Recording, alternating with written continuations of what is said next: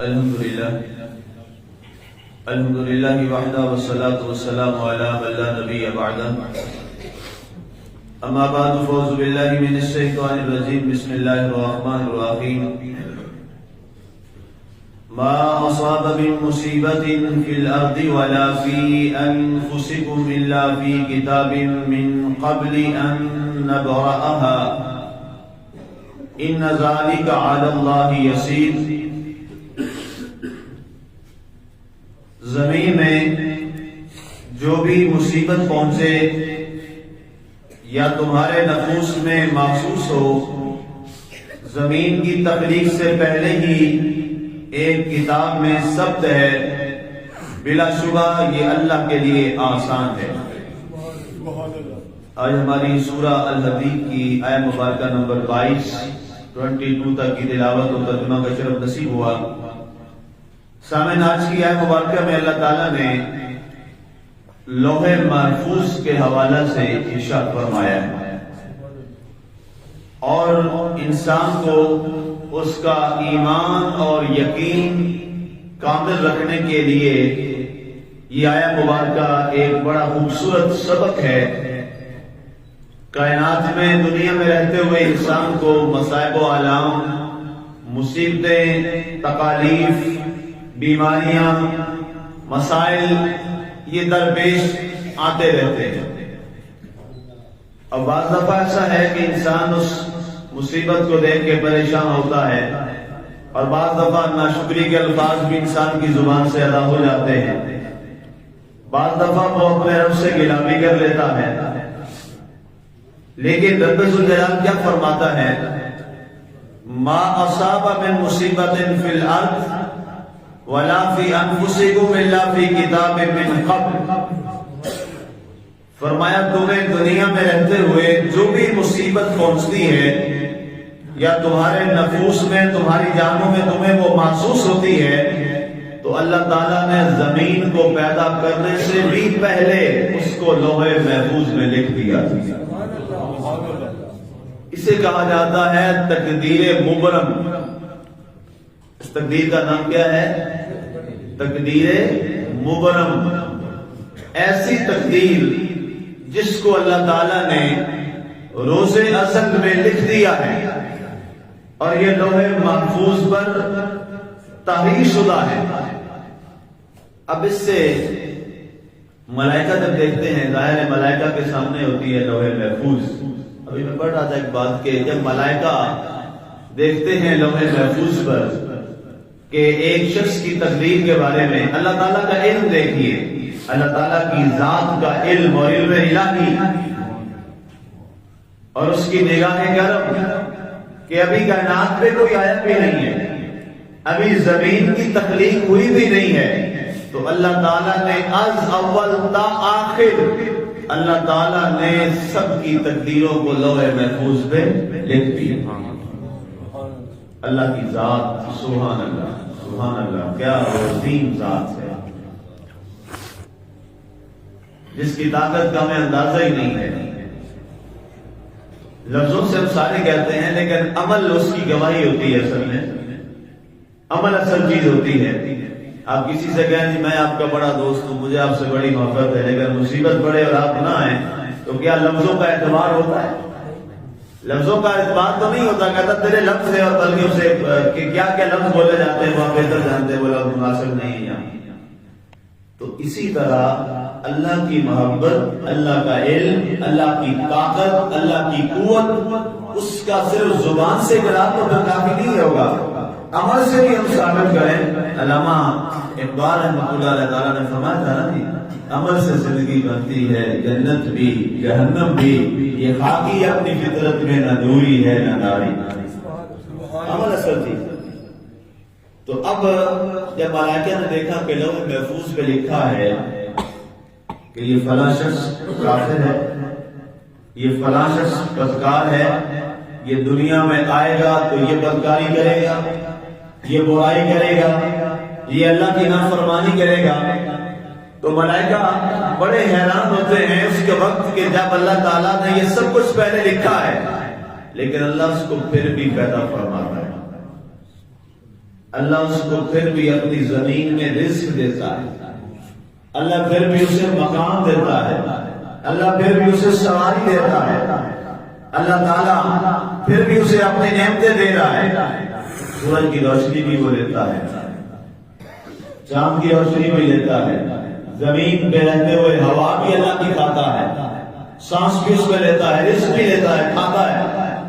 تو ملائکہ کہتے ہیں بڑے حیران ہیں اس بات پر کہ اللہ تعالیٰ کی ذات اتنی بڑی ذات ہے کہ سب کچھ جانتے ہوئے بھی پھر وہ یہ سب کچھ برداشت کر رہا ہے۔ اس کی شخصیت کو دیکھنا ہونا کہ یہ کتنا بڑا آدمی ہے، اس کی برداشت کرے۔ یہ قرآن اور حدیث کا فیصلہ ہے۔ کسی کو آپ نے دیکھنا ہونا یہ کتنا بڑا شخص ہے، تو اس کی بڑائی اور اس کے عظیم ہونے کا اندازہ اس کے صبر اور برداشت سے ہوتا ہے۔ جس کے اندر زیادہ برداشت ہے وہ اتنا بڑا انسان ہوتا ہے۔ عام طور پہ ہمارے جملہ ہمارے یہاں لوگ بولتے ہیں اور لوگ اس کو اپنی بڑھائی کے لیے بولتے ہیں، اپنی عظمت کے لیے، حالانکہ ان کو احساس نہیں ہے ہم کتنا اپنے آپ کو کم کر رہے ہیں۔ اور جی میں بڑا اسٹریٹ فارورڈ آدمی ہوں، میں غلط بات نہیں برداشت کرتا۔ بھئی غلط کو ہی تو برداشت کرنا، اچھی بات کو کون نہیں برداشت کرتا؟ اچھی تو ہے ہی اچھی، کہتے ہیں نا یہ جملہ، اور اس کو اپنی اچھائی بیان کرتے ہیں، حالانکہ یہ اچھائی نہیں ہے، یہ اس کی کمی ہے، اس کی شخصیت کی۔ میں نہیں بڑا سیدھا سادہ آدمی ہوں، میں غلط برداشت نہیں کرتا۔ غلط کو ہی تو برداشت کیا جاتا ہے، غلط بات کو ہی تو برداشت کیا جاتا ہے، اور اس غلط بات کو برداشت کر کے پھر اس کی اصلاح کی جاتی ہے اچھے انداز میں۔ یہ انسان کی بڑائی ہوتی ہے۔ تو اس سے ملائکہ کہتے ہیں کہ ہم نے دیکھا واہ ہمارے مالک، تو واقعی بڑا عظیم ہے، سب کچھ جانتے ہوئے پھر بھی تو یہ برداشت کر رہا ہے۔ سمجھے میری بات؟ اب اس کے بعد تقدیر کی کیا پہلی قسم بتائی؟ تقدیر مبرم، یہ وہ ہے جس کو اللہ نے لوح محفوظ پر لکھ دیا۔ اس کے بعد دوسری تقدیر ایک ہے، اس تقدیر کا نام ہے تقدیر معلق۔ تقدیر معلق، تقدیر معلق یہ ہے جس کو اللہ تعالیٰ نے جوڑ دیا ہے اور ابھی اس کو فائنل نہیں کیا۔ اگر یہ شخص یہ کام کر لے گا تو اس کا یہ معاملہ ایسے ہے، یہ ایسے ہو جائے گا۔ یہ بیمار ہے، تقدیر مبرم ہے، بیمار ہے یا بیمار ہوگا، لیکن معلق کیا ہے؟ اگر یہ فلاں طبیب کے پاس چلا گیا، اس سے علاج کروا لیا، یا فلاں صاحب کے پاس چلا گیا، اس سے دعا کروا لی، اللہ تعالیٰ اس کی بیماری کو ختم کر دے گا۔ یہ تقدیر معلق ہے۔ گویا تقدیر معلق ایسی تقدیر ہے جو اسباب کے ساتھ بدل جاتی ہے۔ مبرم نو چینج، نہیں بدلتی۔ تقدیر معلق وہ تقدیر کی قسم ہے جو اسباب کے ذریعے بدل جاتی ہے۔ اس کی حدیث پاک میرے ذہن میں آگے بخاری اور مسلم شریف کی حدیث پاک ہے، صحابی ہے، اسی طرح یہ بات چل رہی تھی۔ تقدیر کے موضوع پہ زیادہ بات میں آپ سے نہیں کروں گا کیونکہ یہ صرف علماء کو اس کی ڈیبیٹ کی اجازت ہے، علماء صرف علماء پر بیٹھ کے کر سکتے ہیں، وہ بھی ایک حد تک، کیونکہ اسلام نے تقدیر پر بحث کرنے سے منع فرمایا۔ یہ ہم کہہ رہے حدیث پاک ہے۔ تو وہ ہے سرکار مجھے بڑا شدید بخار ہو گیا، دوسرا نے فرمایا تیری تقدیر میں، تیری قسمت میں ہے، تو بیمار ہوا۔ اگلے دن آئی یا رسول اللہ میں ٹھیک ہو گیا۔ سرکار نے فرمایا تو طبیب کے پاس گیا تھا؟ یا رسول اللہ میں طبیب کے پاس گیا تھا، اس نے مجھے دوا دی اور میں ٹھیک ہو گیا۔ فرمایا یہ تیری تقدیر میں لکھا تھا کہ تو اس کے پاس جائے گا، دوا دے گا تو ٹھیک ہو جائے گا۔ یہ کیا ہے؟ تقدیر معلق۔ یہ دو بڑی قسمیں ہیں، صرف اسی تک میں آپ لوگوں کو بتاؤں گا، آگے آپ یاد بھی نہیں کر پائیں گے اور ہضم بھی نہیں کر پائیں گے۔ تقدیر مبرم اور تقدیر معلق، یہ دو اقسام یاد رکھیں، بڑی میجر اس کی قسمیں ہیں۔ آگے اور بہت ساری چیزیں لیکن وہ عوام کے نہیں، علماء کے اندر۔ اس کی وجہ یہ ہے کہ دفعہ سرکار صلی اللہ علیہ وسلم تشریف لائے تو مسجد نبی شریف کے سین میں صحابہ کسی بات پر بحث کر رہے تھے، بہت زیادہ بحث چھڑی ہوئی تھی۔ سرکار نے فرمایا کس بارے میں؟ فیما تختصمون، کس بارے میں لوگ جھگڑ رہے ہو؟ فیصلہ تقدیر کے بارے میں بات کر رہے۔ سرکار نے فرمایا چھوڑ دو اس کی بات، یہاں پہ وہیں پہ ختم کر دو، تقدیر کے بارے میں تو بحث نہ کیا۔ اس لیے میں یہاں پہ چھوڑ رہا ہوں اور آگے بڑھ رہا ہوں۔ ما اصاب من مصیبت الا فی الارض ولا فی انفسکم الا فی کتاب من قبل. اللہ فرماتا ہے یہ سارا کچھ ہم نے کتاب میں لکھا ہے. کتاب سے مراد کیا؟ وہ تختی، وہ لوح، وہ جس پر ہر چیز ہماری محفوظ ہے، لوح محفوظ. اچھا، اس سے ایک فرقہ ہے جبریہ. فرقہ کا نام کیا ہے؟ جبریہ. فرقہ جبریہ یہ کہتا ہے کہ جناب اس کے بعد پھر انسان کا تو کوئی قصور نہ ہوگا، انسان سے تو پوچھنا نہیں چاہیے. انسان کو عذاب کس چیز کا؟ ہر چیز تو اللہ نے پہلے لکھ دی ہے، تو ہم تو اس کے مجبور ہو گئے. تو لہذا کوئی برائی کرتا ہے یا اچھائی کرتا ہے تو اس پر سزا تو نہیں ہونی چاہیے برائی پر، کیونکہ اللہ نے پہلے ہی لکھ دیا ہے. تو یاد رکھیے، وہ کہتے ہیں انسان کو مجبور محض بنایا گیا ہے، ایسا نہیں ہے. اللہ کے رسول صلی اللہ علیہ وسلم سے یہی سوال کیا گیا تو آپ صلی اللہ علیہ وسلم نے ارشاد فرمایا اللہ نے اپنی نظر الوہیت سے دیکھا، ہر ایک کی روح کو اپنی نظر الوہیت سے دیکھا کہ یہ کیا کرے گا. جو انسان نے کرنا تھا مالے سے تو نہیں چھپا ہوگا. فرمایا جو انسان نے دنیا میں آگے کرنا تھا اللہ تعالیٰ نے اس کو اسی انداز میں تحریر فرما دیا اور ارشاد فرمایا کہ ہمیشہ ہمیں نصیحت فرمائی سرکار نے، فرمایا کہ جو تم خیر کرو، نیکی کرو تو کہو یہ ہمارے رب کی طرف سے. سبحان اللہ. جو خیر ہے اور نیکی ہے وہ کس کی طرف سے ہے؟ اللہ کی طرف سے ہے. اور جو برائی ہے وہ کس کی طرف سے ہے؟ وہ شیطان کی طرف سے، وہ نفس کی طرف سے ہے، نفس امارہ کی طرف سے. اور قرآن میں جو اللہ ارشاد فرماتا ہے من یہد اللہ فہو المہتد ومن یضلل اللہ فلا ہادی له. بنیادی طور پہ یاد رکھیے یہ اللہ تو خود کہہ رہا ہے، لیکن ہمیں کہنے کی اجازت نہیں ہے کہ جس کو اللہ چاہے ہدایت دے، جس کو اللہ چاہے گمراہ کر دے. تو کوئی گمراہ ہو تو ہم کیا اس کو اللہ نے گمراہ، یہ ہمیں کہنے کی اجازت نہیں ہے. اس کو شیطان نے گمراہ کر دیا، شیطان نے اس کو برائی کے راستے پہ ڈال دیا ہے. کیونکہ نعوذ باللہ اللہ تو برائی کا حکم نہیں دے سکتا، نہ وہ دیتا ہے. کوئی برائی کرے کہ اللہ کی طرف سے نعوذ باللہ، تو ایسا نہیں ہے. برائی کس کی طرف سے؟ شیطان اور نفس کی طرف سے. اور اچھائی کس کی طرف سے؟ اللہ کی طرف سے. آگے ارشاد فرمایا گیا ان ذالک علی اللہ یسیر. فرمایا کہ جو ایک کتاب میں ثبت ہے بلا شبہ یہ اللہ کے لیے آسان ہے، اللہ کے لیے مشکل نہیں. یہاں پر ایک اہم بات ہے کہ جو لوح محفوظ ہے اللہ تعالیٰ نے کیا دنیا میں کسی پر وہ ظاہر بھی کی. اب اس میں ایک بڑی اہم بات ہے، اللہ تعالیٰ کے کچھ نفوس قدسی ایسے ہیں دنیا میں، اللہ کے ایسے پیارے بندے ہیں کہ لوح محفوظ ان کی نگاہوں میں رہتی ہے. وہ کون سے ہیں؟ حدیث قدسی کا میں سہارا لوں گا. اللہ تعالیٰ دل کے بارے میں یہ فرماتا ہے، حدیث قدسی وہی ہوتی ہے، اللہ تعالیٰ کا حکم ہوتا ہے اور الفاظ سب آپ کے ہوتے ہیں. اللہ تعالیٰ ارشاد فرماتا ہے حدیث قدسی میں ان عبدی یتقرب الی بالنوافل حتی کنت سمعه الذی یسمع به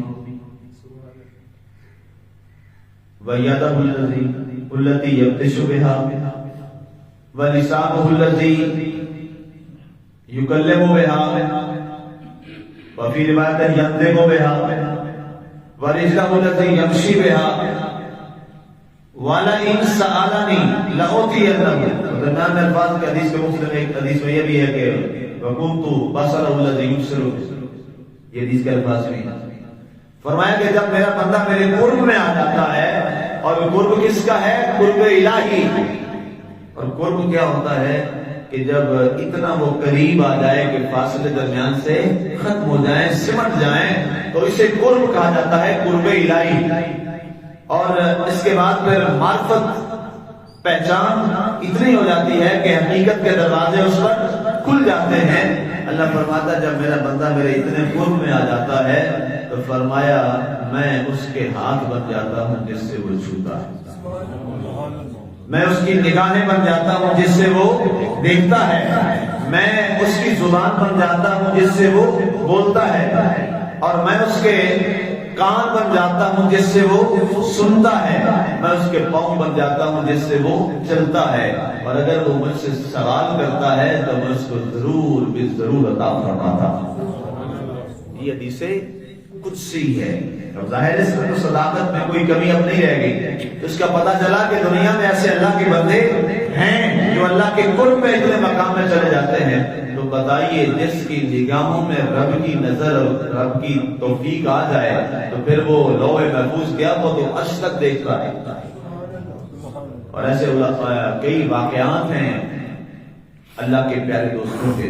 ایک بڑا مشہور واقعہ ہے، حضرت سیدنا بہاؤالدین زکریا ملتانی رحمۃ اللہ تعالیٰ علیہ کا آپ کے پاس سے خاتون آئی اور آگے عرض کیا کہ قبلہ دعا فرمائیں، اللہ تعالیٰ نے مجھے اولاد سے نہیں نوازا، دعا فرمائیں اللہ تعالیٰ مجھے صاحب اولاد کر دے۔ دعا کے لیے جیسے لوگ حاضر ہوتے ہیں اور کرنی چاہیے دعا۔ تو آپ نے کچھ لمحہ کے لیے آنکھ بند کی، وہ کہتے ہیں نا الٹی ہی چال چلتے ہیں دیوان گانے عشق، آنکھیں بند کرتے ہیں دیدار کے لیے، آنکھیں بند کرتے ہیں دیدار کے لیے۔ تو آپ نے آنکھیں کچھ لمحہ کے لیے بند فرمائیں اور اس کے بعد آپ نے فرمایا کہ بی بی تیری قسمت میں لوح محفوظ پہ اولاد ہے ہی نہیں۔ اب نظر کہاں چلی گئی؟ لوح محفوظ تک، بیٹھے زمین پہ۔ یہ اللہ کا قرب تھا کہ انہوں نے ساری زندگی قرآن و حدیث کے تابع گزاری، ساری زندگی اللہ کا ذکر کرتے کرتے گزار دی۔ کہاں چلے وہاں سے اور یہاں تک پہنچے، اور پوری دنیا میں دین کی آواز انہوں نے لگائی اور دن رات اللہ کے ذکر میں گزار دی۔ تو ذاکر اللہ جب کوئی بن جاتا ہے تو پھر اس کا مذکور سے تعلق اتنا ہو جاتا ہے، واپس وہ روتی ہوئی آ رہی کہ لوح محفوظ میں نہیں ہے۔ اب یہ تقدیر معلق کی میں بات کرنا ہے۔ یہ کیا ہے؟ تقدیر معلق۔ واپس گئی تو آپ کے پوتے وہاں پہ حضرت شاہ رکن العالم والدین وہ کھیل رہے تھے، جن کا میں نے خطبہ بھی پڑھا کچھ 2 ہفتے پہلے۔ تو وہ انہوں نے کہا کہ بیوی تو روتی آ رہی ہے دادا جان کے پاس، وہاں دادا جان تو غریبوں سے بڑی محبت کرتے ہیں، روتے ہوئے آتے ہیں، ہنستے ہوئے واپس جاتے ہیں، اور تو صحیح آئی تھی روتی جا رہی ہے، کیا ہوا؟ دادا جی نے کیا کہا؟ کہتا جی اولاد کے لیے آئی تھی۔ تو انہوں نے کہا لوح محفوظ کہیں نہیں ہے تو میں واپس آ رہی ہوں رو کے۔ تو انہوں نے فرمایا کہ ان سے جا کے کہیے اگر قسمت میں نہیں تھی تو نہیں ملنی تھی، آپ کے پاس اسی لیے آئی ہوں کہ مجھے لے کر دیں۔ اور لوح محفوظ پہ نہیں تھی تو یہ کون سی بات ہے؟ وہ تو پہلے ہی نہیں تھی اولاد، آپ کے پاس اسی لیے آئی ہوں کہ لے کر دیجیے اور میرا نہیں بتانا یہ بات۔ اللہ کرے انسان کو مانگنے کا بھی ڈھنگ ہے۔ تو وہ واپس آئیں اور انہوں نے آ کے یہی بات کی۔ آپ نے فرمایا تجھے یہ بتایا کس نے؟ تو نے یہ تیری بات نہیں ہے، پہلے تو یہ کہہ لیتی۔ کہتا جی نہیں یار فرمایا اچھا مجھے سمجھ آ گئی ہے، تمہیں رکن الدین ملا ہوا۔ آپ نے کچھ لمحہ اللہ کے حضور سر جھکایا، گڑ گڑا کے رو کے۔ اب وہ عورت نہیں تھی، ابھی اللہ کا بندہ تھا جو دعا مانگ رہا تھا، اللہ کا نیک شخص تھا، اس نے اپنے مالک سے مانگا۔ دیتا رب ہی ہے، کوئی دیتا کون ہے؟ رب ہی۔ رب سے رو رو کے مانگا تو ظاہر ہے تعلق تھا، مذکور سے تعلق تھا ذاکر کا۔ جب گڑ گڑا کے مانگا تو آپ نے فرمایا بی بی جاؤ، اللہ نے تیری قسمت میں اولاد لکھ دی، اللہ تعالیٰ نے اس کو اولاد عطا فرما دی۔ بتانے کا مقصد کیا ہے؟ یہ تقدیر معلق ہے جو دعاؤں کے ساتھ وابستہ ہوتی ہے، اسی لیے ہم دعائیں مانگتے ہیں، اسی لیے ہم اللہ سے سوال کرتے ہیں۔ اگر مبرم ہی ہوتی تو پھر اللہ سے دعاؤں کے سلسلے ختم ہو جاتے۔ دعا اسی لیے عبادت کا مرض بن گئی اور دعا اسی لیے ضروری قرار دے دی گئی کیونکہ یہ تقدیر معلق جو ہے وہ دعاؤں کے ساتھ تبدیل ہو جاتی ہے۔